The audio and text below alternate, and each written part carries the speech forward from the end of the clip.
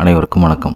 சாயா கிரகங்கள் எனும் பெயர் பெற்ற ராகு கேது நிழல் கிரகங்கள் எனும் பெருமையுடனும் ஒவ்வொரு ஜாதகத்திலும் அவரவர் பூர்ம கர்ம வினைக்கேற்றபடி அமர்ந்து நிழல் யுத்தம் நடத்தி சோதனைகளும் வேதனைகளும் சாதனைகளும் காண வைத்து படம் போடுகிறது. ராகு கேது தோஷங்களுக்கு பொதுவான பரிகாரங்களாக திருநாகேஸ்வரம், காளஹஸ்தி, கொடுமுடி, சங்கரன் கோயில், ராமேஸ்வரம், ஸ்ரீபெரும்புதூர் ஆகிய திருத்தலங்கள் விளங்குகிறது. லக்கணங்களின்படி சிறப்பு பரிகாரங்கள் செய்வது சிறந்த பலனை தரும். முற்பிறவியில் நாகத்தை அடித்து கொன்ற பாவத்தால் ஜாதகத்தில் 1-7 என்று அமைகிறது. கலவி நேரத்தில் கொல்ல 2-8 என அமைகிறது. இறை தேடும் போது கொல்ல 4-10 என அமைகிறது. நாகம் குட்டிகளுடன் விளையாடும் பொழுது கொல்ல 5-11 என அமைகிறது. 9 நாகம் முன்னோர்கள் செய்த தவறினால் அமைகிறது.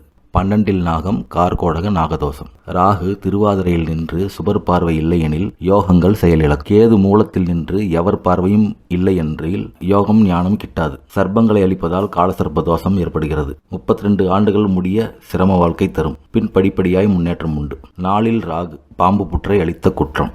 குரு லக்கணத்தின் பாதகனாகி 6, 8, 12 நின்று அதன் 1, 4, 7, 10 ராகு நிற்க மகாபத்ம நாகதோஷம் அமைகிறது. ராகு மட்டும் 6, 8, 10 தனித்து இருக்க தச்சக நாகதோஷம் அமைகிறது. 9 ராகு நிற்க முற்பிறவியில் பாம்பாயிருந்து மறுஜென்மத்தில் மனித பிறவி எடுத்துள்ளதாக அர்த்தமாகும். ராகுவின் நாளில் மாந்தி பாம்பு புற்றை இடித்த குற்றம் புத்திரதோஷம் தரும். தத்துப்பிள்ளை யோகமாகும். ராகு கேதுக்கிடையில் லக்கணம் உள்பட அனைத்து கிரகங்களும் அடங்குவது காலசர்ப்ப தோஷமாகும். தனித்த ராகு கேதுவானால் கொடிய காலசர்ப்ப தோஷமாகும். காலசர்ப்ப தோஷம் வேறு, காலசர்ப்ப யோகம் வேறு. கேதுவில் தொடங்கி ராகுவில் முடிய காலசர்ப்ப தோஷம், ராகுவில் தொடங்கி கேதுவில் முடிய காலசர்ப்ப யோகமாகும். லக்கணம் ராசி ஒன்றாகி காலசர்ப்பம் அமைய அதிர்ஷ்டம். ராகு கேதுவுடன் கிரகம் கூட காலசர்ப்ப தோஷம் இல்லையெனிலும் நின்ற வீட்டதிபதியுடன் கூட நின்ற வீட்டதிபதியின் பார்வை பெற தோஷம் உறுதிப்படுகிறது. சிம்ம லக்கணமாகி 1, 7, 2, 8, 5, 11 ராகு கேது இருந்தால் நாகதோஷமாகும். பொதுவாக சூரியனோடு ராகு கேது சேருவது நல்லதல்ல. 2 நாகம் குடும்பத்துக்காக நிறைய தியாகம் செய்ய வேண்டும். பெண் குழந்தைகளால் சில கசப்பான சம்பவங்கள் அரங்கேறும். சொந்தங்களின் அதிருப்தி, நோய் நொடி, துன்பம், நட்பினால் தேவையற்ற அவமானம் இவை அனைத்தும் ஏற்படும். பரிகாரங்கள்: புதன் சனிதோறும் ஆஞ்சநேயர் சிவ வழிபாடு கண்டிப்பாக தேவை. பிரதோஷ நாளில் மௌன விரதமிருந்து உமாமகேஸ்வரியையும் நாகவல்லி அம்மனையும் தொழ நன்று. பச்சை, கோமேதகம், வைடூரியம் 3 பதித்த மோதிரம் வலக்கை மோதிர விரலில் அணிதல் நல்லது. வாரத்தில் 2 முறை விநாயகரை 7 சுற்று சுற்றுவது நல்லது. 5 நாகம் வாழ்ந்த குடும்பம் வீழ்ந்துவிடும் வாய்ப்புண்டு. புத்திரத்தால் கஷ்டங்களும் புத்திரத்தால் வாழ்நாள் முழுவதும் துன்பமும் துயரமுமே மிஞ்சும். வியாழந்தோறும் கருட தண்டகம் கூறிவரல், குலதெய்வத்துக்கு படையல், குழந்தைகளை கொண்டு பால் காவடி எடுக்க சொல்வது நலம் சேர்க்கும். 7 நாகம் கலஸ்திர தோஷம் நிச்சயம் உண்டு. 2 திருமணம் கூட ஆகலாம். பெண் எனில் 2ஆம் தாரமாக வாழ்க்கைப்படலாம். ஏதேனும் ஒரு மனக்குறையிடம்தான் திருமணம் நடக்கும். குழந்தைகளால் எவ்வித பயனும் எதிர்காலத்தில் கிடையாது. வெளியே சொல்லிக் கொள்ள முடியாத திருப்தி இல்லாத வாழ்க்கை இருக்கும். சுதர்சன ஹோமம் செய்தல், சனிதோறும் லலிதா சகசரநாமம் சொல்லல், கருட தண்டகம் காலை மாலை கூறிவரல், புற்றுக்கு பால் தெளிப்பதோடு திருநாகேஸ்வரம், கோடகநல்லூர், கார்கோடகனையும் முறைப்படி வணங்கி வரல். எதை செய்தாலும் செய்யாமல் போனாலும் தினமும் காலை நவக்கிரக மங்களாஷ்டகம் பாராயணம் உத்தமம். வியாழனன்று கருட தரிசனம் மிக மிக நன்று. கன்னிலக்கணம். கன்னிலக்கணத்திற்கு 1, 7, 2, 8, 5, 11 ராகு கேதுக்கள் நிற்க தோஷமாகும். சிம்ம லக்கண பரிகாரமே எதுக்கும் செய்தல் வேண்டும். 2 நாகம் குடும்பத்துக்காக நிறைய தியாகம் செய்ய வேண்டும். பெண் குழந்தைகளால் சில கசப்பான சம்பவங்கள் அரங்கேறும். சொந்தங்களின் அதிருப்தி, நோய் நொடி, துன்பம், நட்பினால் தேவையற்ற அவமானம். புதன் சனிதோறும் ஆஞ்சநேயர் சிவ வழிபாடு கண்டிப்பாக தேவை. பிரதோஷ நாளில் மௌன விரதமிருந்து உமாமகேஸ்வரியையும் நாகவல்லி அம்மனையும் தொழ நன்று. பச்சை, கோமேதகம், வைடூரியம் 3 பதித்த மோதிரம் வலக்கை மோதிர விரலில் அணிதல் நன்று. வாரத்தில் 2 முறை விநாயகரை 7 சுற்று சுற்றி வணங்கி வருவது நல்லது. 5 நாகம் வாழ்ந்த குடும்பம் வீழ்ந்துவிடும் வாய்ப்புண்டு.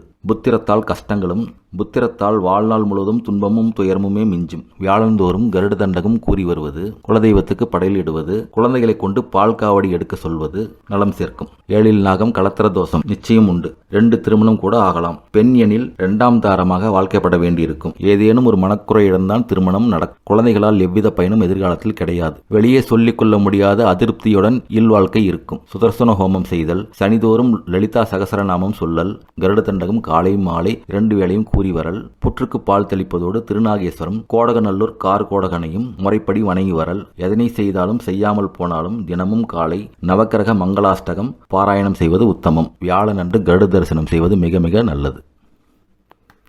துலா லக்கணம். துலா லக்கணமாகி 1, 7, 2, 8, 5, 11 ராகு கேது நிற்க நாகதோஷம் தரும். 7 அதிக ஆக்ரோஷம், எனவே தினமும் டென்ஷன்.